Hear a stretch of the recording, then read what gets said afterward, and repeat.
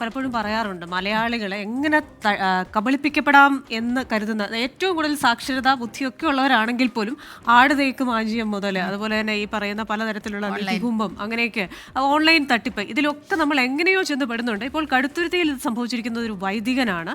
വൈദികനിൽ നിന്നും ഓൺലൈനിലൂടെ പണം തട്ടിയതായാണ് പരാതി വന്നിരിക്കുന്നത്. തട്ടിപ്പ് നടന്നത് ഓൺലൈൻ മൊബൈൽ ട്രേഡിംഗ് ആപ്ലിക്കേഷനിലൂടെ അമിത ലാഭം വാഗ്ദാനം ചെയ്ത് 1,41,00,000 രൂപ തട്ടിയെടുത്തുവെന്നാണ് പരാതി. ടോബി ജോൺസണാണ് കോട്ടയത്ത് നിന്ന് ചേരുന്നത്. Toby, good evening.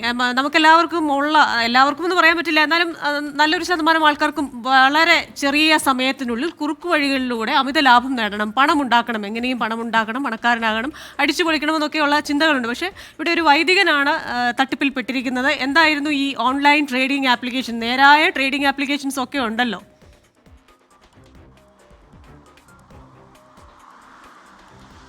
ക്രിസ്റ്റിന, തീർച്ചയായിട്ടും ഒരു വൈദികനാണ് ഇതിൽ ഇത്തവണ പെട്ടത് എന്നുള്ളതാണ് നമ്മളെയൊക്കെ അത്ഭുതപ്പെടുത്തുന്നത്.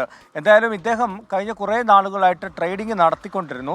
അത് ഒഫീഷ്യലായിട്ടുള്ള അല്ലെങ്കിൽ നിയമസാധുതയുള്ള ചില ആപ്പുകളിലൂടെയാണ് അദ്ദേഹം നടത്തിക്കൊണ്ടിരുന്നത്. അതിൽ നിന്നും കൂടുതൽ ലാഭം ഇദ്ദേഹത്തിന് ഓഫർ ചെയ്യാമെന്ന് പറഞ്ഞ് മറ്റൊരു സംഘം ഇദ്ദേഹത്തെ ബന്ധപ്പെടുകയും അങ്ങനെ അവരുടെ ഒരു ഗ്രൂപ്പിലേക്ക് ഇദ്ദേഹം പെടുകയുമായിരുന്നു. ആദ്യം ചോദിച്ച തുക ഇവർ നൽകി 850% ലാഭം ലഭിക്കുമെന്നാണ് അവർ ഈ വൈദികനെ വിശ്വസിപ്പിച്ചത്. അങ്ങനെയാണ് അവിടെ നിന്നും ഇവിടെ നിന്നുമൊക്കെയായി അദ്ദേഹം പണം നൽകുന്നത്. അതിനൊരു 17 ലക്ഷം രൂപ ഇദ്ദേഹത്തിന് ലാഭമായി ലഭിച്ചു. അങ്ങനെയാണ് കൂടുതൽ തുക, ഈ 1,41,00,000 രൂപ ഇദ്ദേഹം ഇങ്ങനെ ഈ ട്രേഡിങ്ങിലേക്ക് ഇറക്കുന്നത്. പക്ഷേ അതിനുശേഷമാണ് ഇദ്ദേഹത്തിന് മനസ്സിലായത് ഇതൊരു തട്ടിപ്പാണെന്ന്. കാരണം പിന്നീട് ഇവരെ ബന്ധപ്പെടാൻ ശ്രമിച്ചപ്പോൾ അദ്ദേഹത്തിന് ഈ ആളുകളെ ബന്ധപ്പെടാൻ സാധിക്കുന്നില്ല. അങ്ങനെ ഇതൊരു തട്ടിപ്പാണ്, തിരിച്ചു ലാഭം ലഭിക്കാതെ വന്നതോടുകൂടിയാണ് ഇതൊരു തട്ടിപ്പിലാണ് താൻ പെട്ടതെന്ന് മനസ്സിലാക്കുന്നത്. ഉടൻ തന്നെ കടുത്തുരുത്തി പോലീസിൽ ഇദ്ദേഹം ഒരു പരാതി നൽകുകയായിരുന്നു. ആ പരാതിയെ തുടർന്ന് കടുത്തുരുത്തി പോലീസ് വിശദമായിട്ടുള്ള അന്വേഷണത്തിലേക്ക് പോയി. ആ പരാതി കൊടുത്ത ഉടൻ തന്നെ അന്വേഷണം ആരംഭിച്ചതുകൊണ്ട് തന്നെ 28 ലക്ഷത്തോളം രൂപ തിരിച്ചു പിടിക്കാൻ കടുത്തുരുത്തി പോലീസിന് സാധിച്ചിട്ടുണ്ട്. എന്നാൽ ബാക്കിയുള്ള തുക ചില നോർത്ത് ഇന്ത്യൻ അക്കൗണ്ടുകളിലേക്കാണ്. സാധാരണ നമ്മൾ ഈ ഓൺലൈൻ തട്ടിപ്പുകളിലൊക്കെ കാണുന്നതിന് സമാനമായ രീതിയിൽ നോർത്ത് ഇന്ത്യയിലെ ഒരു അക്കൗണ്ടിലേക്ക് പോകുന്നു. അവിടെ നിന്ന് വിവിധ അക്കൗണ്ടുകളിലേക്ക് അത് ചിതറിപ്പോകുന്ന, ആ പണം ചിതറിപ്പോയിട്ടുണ്ട് എന്നാണ് പ്രാഥമിക അന്വേഷണത്തിൽ കടുത്തുരുത്തി പോലീസിന് മനസ്സിലായത്.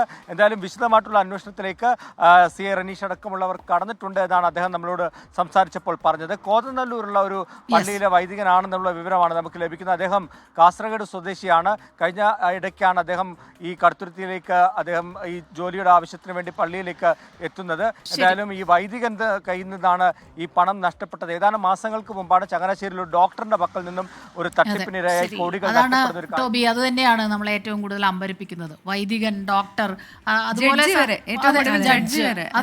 ഒരൊറ്റ കാര്യമേ ഉള്ളൂ, കുറുക്കു വഴിയിലൂടെ എളുപ്പത്തിലൊന്നും പണം സമ്പാദിക്കാൻ ഒരു വഴിയില്ല. നിയമപരമായി നമ്മൾ പണം സമ്പാദിക്കണമെങ്കിൽ നന്നായി അധ്വാനിക്കണം. ഈ പറയുന്ന പോലെ ട്രേഡിങ്ങും നന്നായി പഠിച്ച് ചെയ്യുന്നവർക്ക് മാത്രമാണ് അതിൽ ലാഭം ഉണ്ടാകുന്നത്. അല്ലാതെ ഓഹരി വിപണിയിൽ കൊണ്ട് പൈസ ഇട്ട് കഴിഞ്ഞു കഴിഞ്ഞാൽ വലിയ ലാഭം വരും, നാളെ നമുക്ക് അംബാനിയാകാം എന്ന് പറ്റിക്കുന്നവരുണ്ട്, ഒരുപാട് പേരുണ്ട്. അല്ല, കൃത്യമായി നമ്മൾ ട്രേഡിംഗ് ചെയ്യാൻ പാടില്ല. നമ്മളിപ്പോ ഒരാളെ വിളിക്കാൻ ഫോൺ എടുത്ത് വിളിക്കുമ്പോൾ ഈ ഒരു വാർണിംഗ് ആദ്യം വരുന്നുണ്ട്. പക്ഷെ എന്നിട്ട് പോലും ഇത് വീണ്ടും വീണ്ടും ആവർത്തിക്കപ്പെടും.